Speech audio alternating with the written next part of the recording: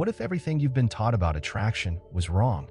What if the secret wasn't in saying the right words, wearing the right clothes, or mastering some clever routine, but in saying less, needing less, and being more? In a world wired for noise, where everyone is shouting to be seen, the rarest man is the one who doesn't need to be heard. The man who doesn't chase attention, but commands it without asking. Who doesn't perform, but simply exists with such depth that his presence alone speaks louder than any words ever could. That kind of presence isn't born in bravado. It's born in stillness. Today, I want to take you into a different kind of conversation, not the one most of the world is having about attraction, validation, or dating games. This isn't about tactics or tricks. It's about becoming the kind of man who doesn't need to impress, because he already knows who he is.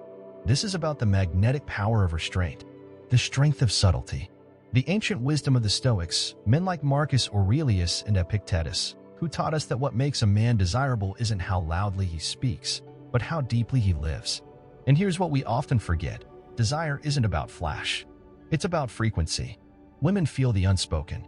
They sense your center, your stillness, your calm, your clarity, not your volume. When you show less need for approval, less obsession with outcomes, less hunger for attention, you begin to radiate something women cannot resist: mystery, presence, control. Not control over them, control over yourself. That's what this video is about. How to shift from being seen as just another guy to becoming the one she remembers in silence. The one who lingers in her mind, not because you said too much, but because you said exactly enough. Because you knew that real power doesn't demand, it emanates. If this message already stirs something in you, I invite you to stay with me. Subscribe to Stoic now if you're drawn to this path, not for hacks, but for truth. Like this video if it resonates, and share it with someone who's ready to stop performing and start becoming. Now breathe in. Let's step into the power of showing less and becoming infinitely more. Shall we begin? Number 1. The law of reverse effort. Why less is more? There's a strange paradox at the heart of human desire, especially romantic desire. The more desperately we reach, the further it slips from our fingers. The more we chase someone's affection, the more likely we are to lose not only their interest, but our own dignity in the process. This isn't some cruel cosmic joke. It's a law, one hidden in plain sight. And yet, it governs our interactions more than most of us dare to realize. Psychologist Viktor Frankl once wrote, "Don't aim at success. The more you aim at it and make it a target, the more you are going to miss it. Success will follow you precisely because you had forgotten to think about it." What he described is now known as the law of reversed effort. The more effort we exert in areas that require natural flow, like love, presence, attraction, the more resistance we create. It's the same with trying to be desired. The more you try to be attractive, the more you radiate need. And need is never attractive, because at its core, need is lack. And lack creates tension. Women can feel it, like static in the air. You don't need to speak it. Your energy says it before you do. I need you to like me so I can feel okay. That vibration? It's repellent. Now compare that to a man who walks into the same room, not seeking to be seen, but simply being. He speaks only when he has something worth saying. He listens deeply, not to reply, but to understand. He isn't performing. He's present, grounded, whole. And that, ironically, is what makes him magnetic. Because here's the truth. Women are not drawn to men who chase them. They're drawn to men who are already fulfilled without them. It's not arrogance. It's alignment. Alan once put it simply. When you try to stay on the surface of the water, you sink. But when you try to sink, you float. This isn't just spiritual insight. It's real-world psychology. Desire thrives on space, on curiosity, on a sense that something is slightly out of reach, not because it's withholding, but because it doesn't need to be grabbed. Think about the last time someone responded to your message immediately, excessively, with over-explained paragraphs and endless emojis. You felt smothered, didn't you? Now think of the one who replied with subtle interest, space, clarity. It left you wondering, curious, intrigued. That's the law at play. A man trying too hard feels like friction. A man at ease feels like invitation. And this isn't about manipulation, it's about restoration. Restoring your own energy back to yourself. Because the truth is, when you chase love from a place of emptiness, you'll always find a mirror, not a connection. You'll attract what you reflect: neediness, volatility, desperation. But when you operate from peace, you reflect that too. The Stoics understood this. They weren't monks running from the world. They were warriors of the inner world, men who lived, ruled, fought, and loved, but always return to one truth: your peace is your power. Seneca said, "He who is not a slave to his emotions makes himself master of every moment." And in the context of attraction, this is everything. A man who cannot sit with his desire without acting on it is not free. But the man who can feel it rise, let it pass, and choose when and how to engage, that's the man who leads. That's the man who draws others in without lifting a finger. And here's something else no one tells you. Trying too hard doesn't only push her away, it pushes you away from yourself. Every time you betray your own center to gain someone's approval, you shrink. You forget your own worth. You silence your instincts just to be tolerated by someone else's mood. But what if you didn't? What if you allowed attraction to be something you evoke, not force? What if, instead of texting her 3 times in a row, you took a breath and asked, "Am I doing this from presence or panic?" What if, instead of overthinking what to say next, you said less and let your stillness say the rest? The men who are remembered are not remembered for being loud. They're remembered for being felt. So if you want to be truly attractive, stop performing and start becoming. Let go of the idea that more effort equals more results. It doesn't work in love. It doesn't work in art. And it certainly doesn't work in energy. Let your energy speak. Let your self-trust be louder than your explanations. Let your silence hold weight. Let her feel your presence not because you filled every space with words, but because you made the silence between them sacred. You don't have to be unreachable to be respected. You just have to be rooted. And the most attractive men in any room aren't the ones looking around to see who's watching. They're the ones who are already home, wherever they are. Number 2, Stoic detachment, a magnetic force. Detachment.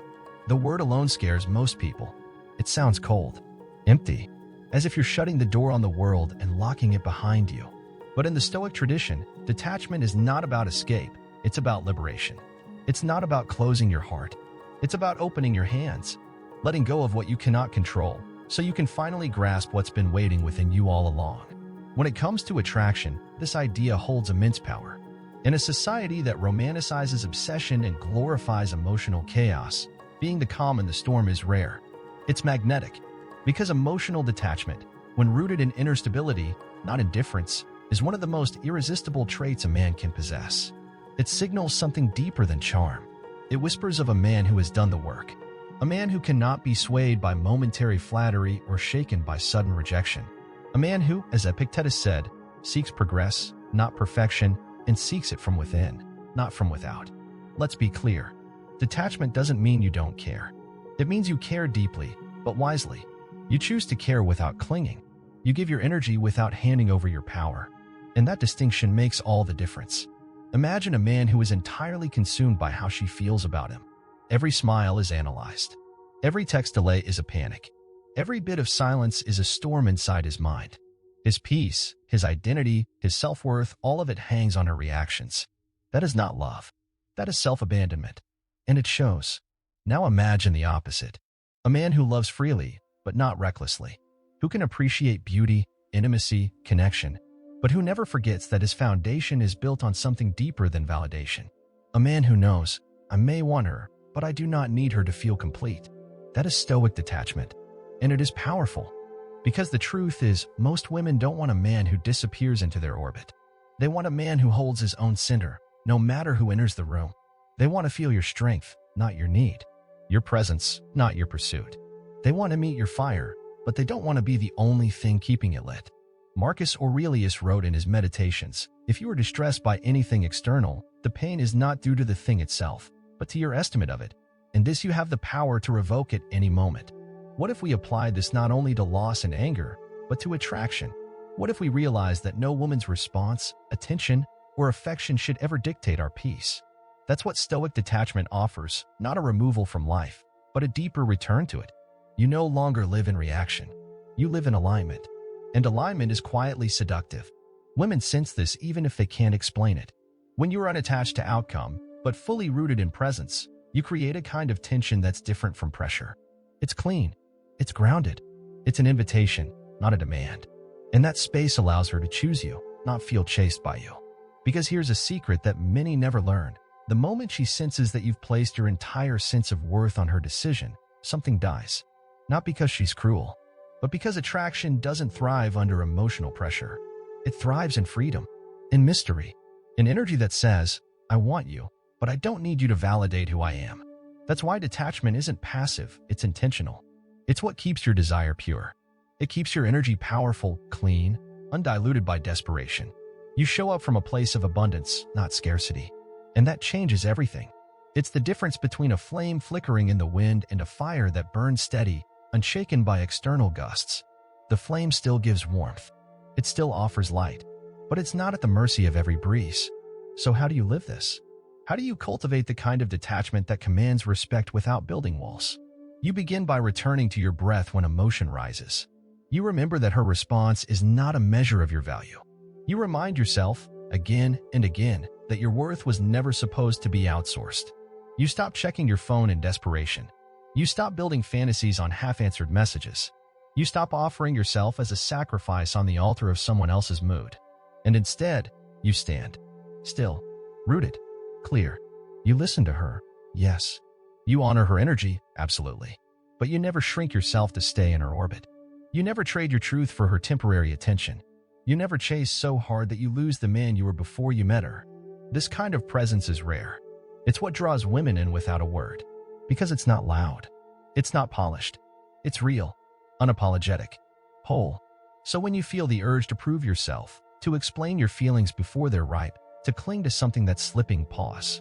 Take a step back, not to retreat, but to remember. You are not here to perform. You are here to embody. Detachment doesn't mean turning away from desire. It means anchoring yourself so deeply in who you are that nothing, not even the most beautiful woman in the world, can pull you off center. Because a man who knows his worth doesn't chase love. He attracts it. Number 3, mystery and presence, the silent confidence. Some men enter a room and demand attention with their voice. Others, far fewer, walk in and shift the entire energy without saying a word.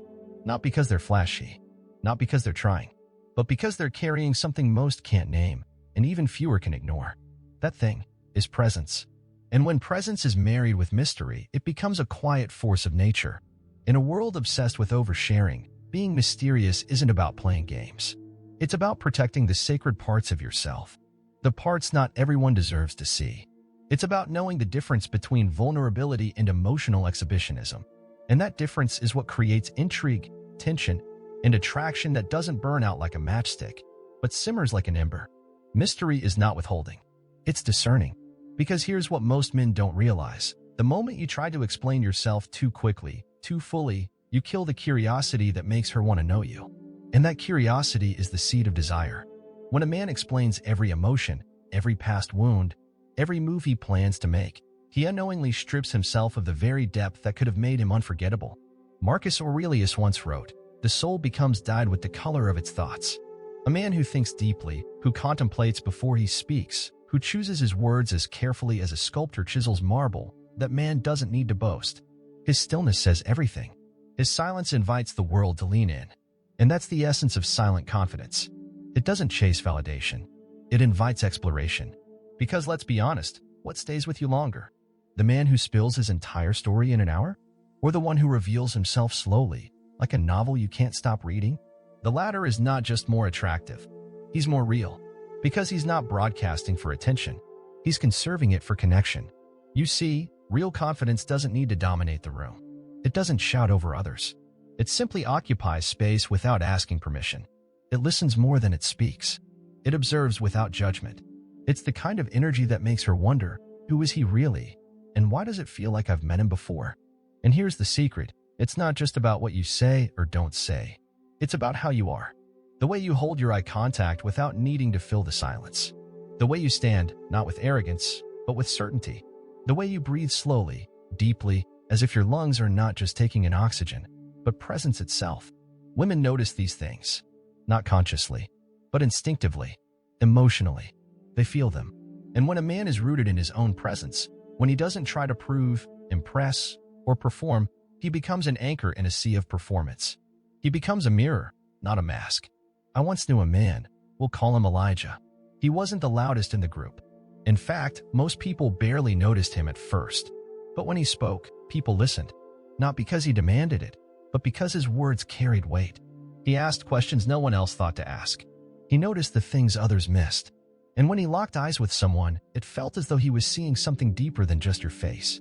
He wasn't mysterious because he was distant. He was mysterious because he was fully present and didn't rush to be known. That's the paradox of mystery. The less you reveal, the more they feel. The less you speak, the more impact your words carry. Not because you're hiding, but because you're deliberate. You move with intention, not insecurity. And that contrast, that calm against the chaos, it captivates. The Stoics taught us this form of inner control. Seneca once said, "It is not that we have a short time to live, but that we waste a lot of it." Apply this to your presence, and you'll see most men waste their energy trying to be noticed. But the wise ones? They conserve it. They use it where it counts. They speak less, but with more truth. They move slower, but with more meaning. They exist, not to be liked, but to be aligned. And that alignment is what creates true attraction. Because when a woman senses that you're not trying to win her over, she wonders why. She wonders who you are when you're not with her. She begins to lean into the silence, not as a void, but as a doorway. Your mystery doesn't repel her. It draws her closer. So the next time you're tempted to fill the silence with small talk, pause. Let the silence breathe. Let it hold space between you. Let her feel that you are not afraid of it. Because a man who can sit in silence comfortably is a man who can hold the weight of real intimacy. And that, more than good looks or witty banter, is what makes him unforgettable. Presence isn't about being perfect. It's about being here, fully, without apology. And mystery? It's not about being unreadable. It's about being worth the read. Number 4, scarcity principle and behavioral psychology. If gold were as common as gravel, no one would fight for it. If diamonds were scattered on sidewalks, no one would kneel to pick them up. In the economy of human desire, value is shaped not by availability, but by scarcity. And yet, too many men make themselves emotionally inexpensive. They overoffer, overmessage, overgive. They present themselves like an open buffet, hoping their abundance will create appeal. But psychology and the deep undercurrent of behavioral attraction says otherwise. Robert Cialdini, in his foundational work Influence, explained it simply. Opportunities seem more valuable to us when they are less available. This isn't manipulation, it's human nature. We are wired to want what feels rare, what feels limited, what feels elusive. And that's where most men go wrong. They confuse accessibility with connection. They think, if I show her how much I care, how often I'm available, how quickly I respond, she'll want me more. But it doesn't work that way. Because what's always available becomes background noise. And what's rare becomes art. A man who is constantly texting, always initiating, endlessly adjusting to be liked, he doesn't build attraction. He erodes it. Not because women are cruel, but because on a deep unconscious level, she knows what's always within reach doesn't need to be earned. And what doesn't need to be earned isn't treasured. Now flip that. Think of the man who values his time, who doesn't rush to respond, not out of arrogance, but because he's deeply engaged with his purpose, who offers his energy selectively, who listens, gives, and connects, but never overextends himself just to be chosen. That man becomes an experience, a rarity, something to lean into, not something to lean on. And here's the irony. When you start giving less in quantity, the quality of what you offer becomes more powerful. Imagine sending one well-timed message that is calm, present, and full of grounded clarity, versus 10 messages filled with scattered emotion and craving. Which one leaves a stronger impression? Which one makes her pause, reread, and wonder? It's the rare one. Every time. That's the power of behavioral psychology married to inner discipline. The scarcity principle isn't about withholding love or affection. It's about refining it. It's about offering yourself in a way that reflects high internal value. Because people don't just fall in love with others, they fall in love with how others make them feel. And a man who is selective with his time, his energy, his words, makes people feel chosen when he chooses them. But this requires a shift from external performance to internal posture. It means moving from, I hope she likes me, to, is this a place where my energy is honored? From, I'll do whatever it takes to keep her, to, I will not sacrifice my values to be kept. Because value doesn't chase. It attracts. The Stoics understood this long before modern psychology confirmed it. Epictetus reminded us, know first who you are, and then adorn yourself accordingly. When you know your worth, your time becomes sacred. Your presence becomes a gift, not a guarantee. And people respond to that, even if they don't understand why. There's a subtle power in being slightly unpredictable. Not flaky, not cold, just undefined. Like jazz instead of a jingle. Like poetry instead of small talk. When you're not always available, when you don't overshare every detail, when you don't rush to meet expectations, you give others room to come toward you. You create emotional space, and space creates intrigue. Think about the artists, thinkers, or leaders you admire. They're not the loudest. They're the most centered. They carry themselves like they belong to something deeper than the moment, something timeless, something rare. So how do you practice this in your own life? You begin by managing your energy like a currency. You spend it where there's return, not where there's depletion. You let your silence speak louder than forced conversations. You allow people to miss your presence by not making it omnipresent. And most of all, you stop explaining your value. You live it. That means showing up with intention, choosing your words with care, letting your lifestyle speak of discipline, not desperation. Being a man who can walk away when respect disappears, not because he's cold, but because he's clear. This level of detachment doesn't push people away. It calls the right ones closer. Because scarcity, when rooted in dignity, not ego, makes everything more meaningful. So if you've been overgiving, over-communicating, overextending just to keep someone close, pause. Reclaim your worth. Don't make yourself rare to punish others. Make yourself rare to remind yourself who you are. You are not gravel. You are not cheap attention. You are not for everyone, and you never were supposed to be. You are gold in a world of noise. Act like it. Number 5. Emotional self-sufficiency, true strength. There's a certain kind of man who walks through the world with an ease that feels unshakable. He doesn't try to impress, doesn't scramble for attention, and doesn't reach out from emptiness.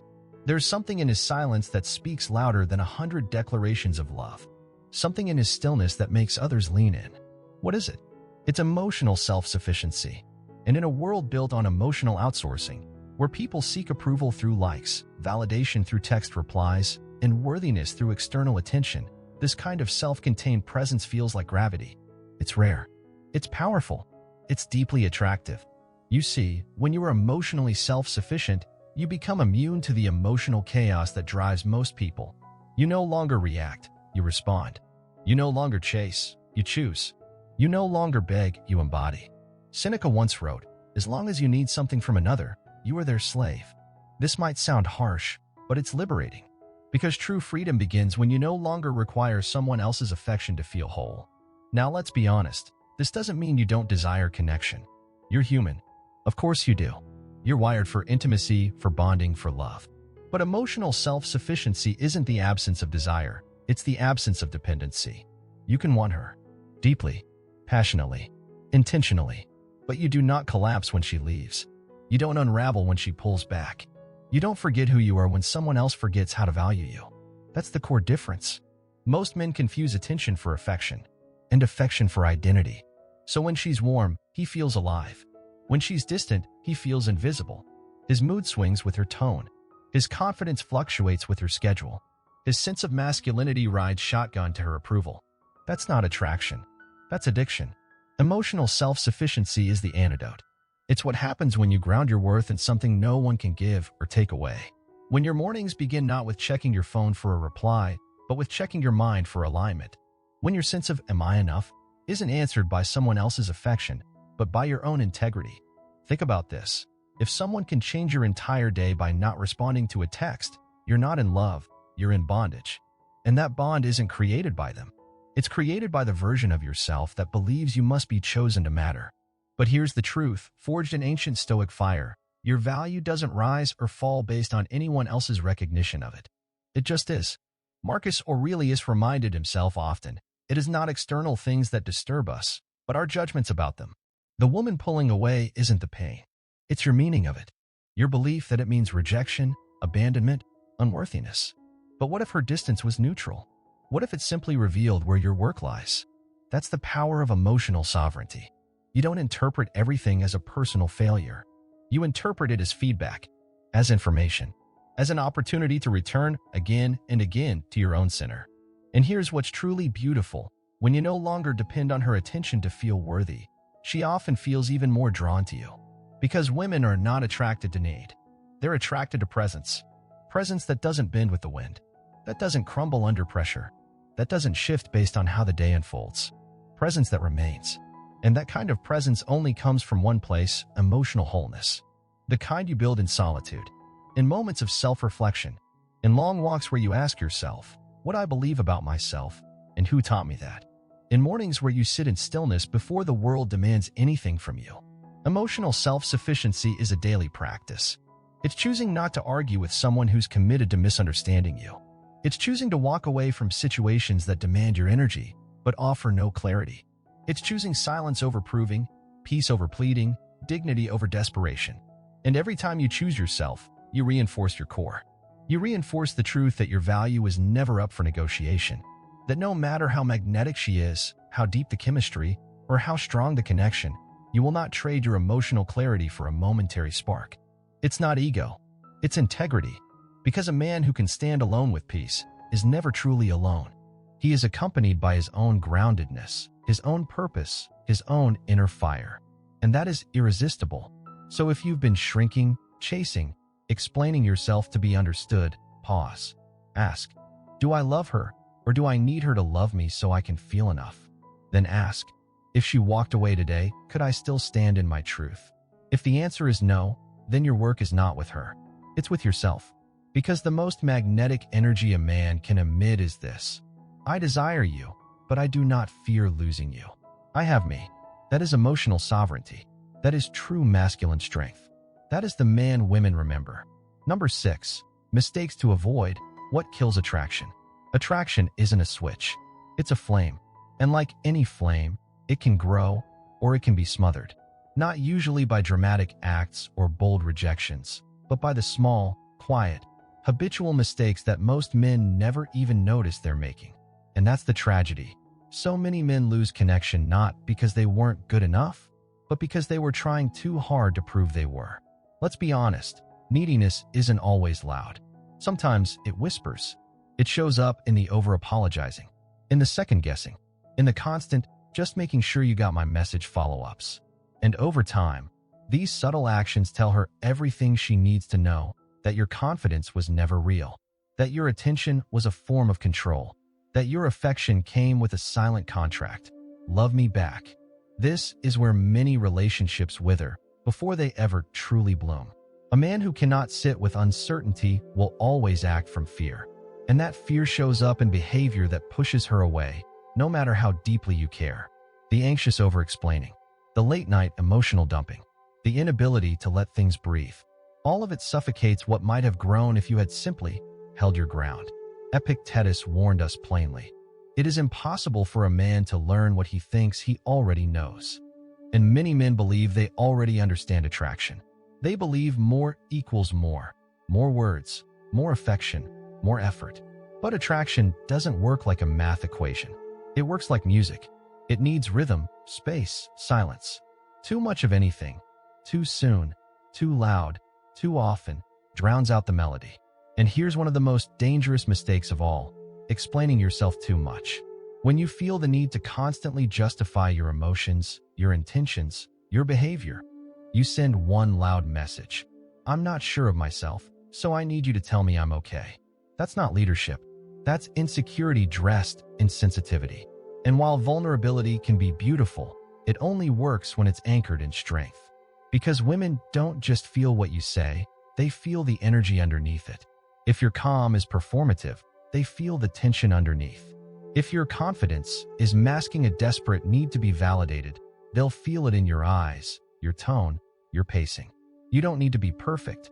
You just need to be honest with yourself. So stop trying to be what you think she wants.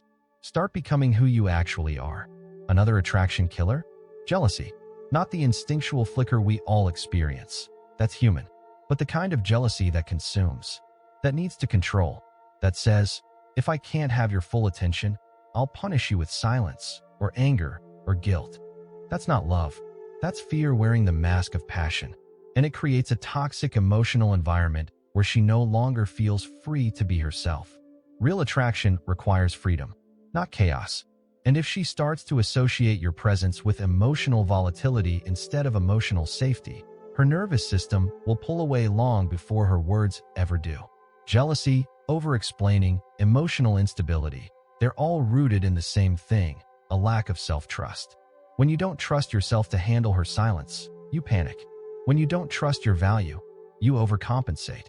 When you don't trust your own choices, you beg for reassurance. And in that frantic grasping for security, you become the very thing that dissolves it. Marcus Aurelius wrote, "If you are pained by external things, it is not they that disturb you, but your own judgment of them. And it is in your power to wipe out that judgment now." Attraction lives or dies in how you respond to uncertainty, not in what you control, but in how you choose to carry yourself when you can't control anything at all. So let's talk about one more quiet killer of attraction: inconsistency.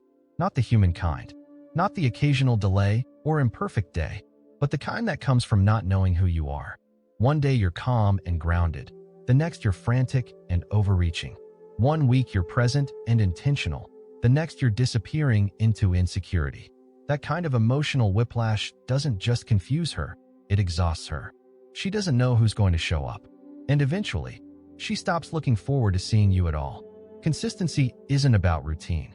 It's about character. It's about her knowing that even when life hits hard, you don't collapse. You recalibrate. You don't blame. You breathe. You stay true, not to a version of yourself she likes, but to the version of yourself that is rooted, regardless of who's watching. So what's the antidote? Awareness. If you've been over-explaining, recognize it and pull back. If you've been acting from jealousy, ask what fear is really driving it. If your emotions have been unstable, anchor back into your habits, your breath, your discipline. And above all, stop making attraction the goal. Make integrity the goal. Make peace the goal. Make presence the goal. Because when you live from that place, attraction becomes effortless. It's not something you have to perform. It's something you emanate. So let her wonder.